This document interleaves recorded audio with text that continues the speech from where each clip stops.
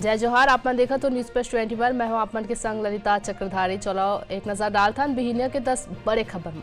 रायपुर में कोरोना के 2 नवा मरीज मिली। छत्तीसगढ़ में 2 साल 9 महीना बाद शून्य में पहुंचे रहे इस मरीजन के आंकड़ा अब जीनोम सीक्वेंसिंग होही। देश में कोरोना के खतरा। मोदी आज समीक्षा कर ही कोरोना के इलाज में काम आए वाले दवा के दाम घटी।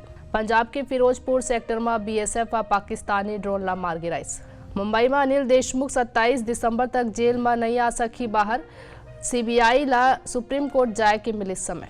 प्रयागराज में रेप केस में पूर्व केंद्रीय गृह राज्य मंत्री स्वामी चिन्मयानंद के अग्रिम जमानत मंजूर। IPL 2023 पर प्लेयर्स के मिनी ऑक्शन कोची हुई। भारत बांग्लादेश के बीच दूसरा टेस्ट मैच ढाका में हुई। विशेष CBI अदालत में पश्चिम बंगाल के पूर्व मंत्री पार्थ चटर्जी के जमानत याचिका पर आज हुई सुनवाई।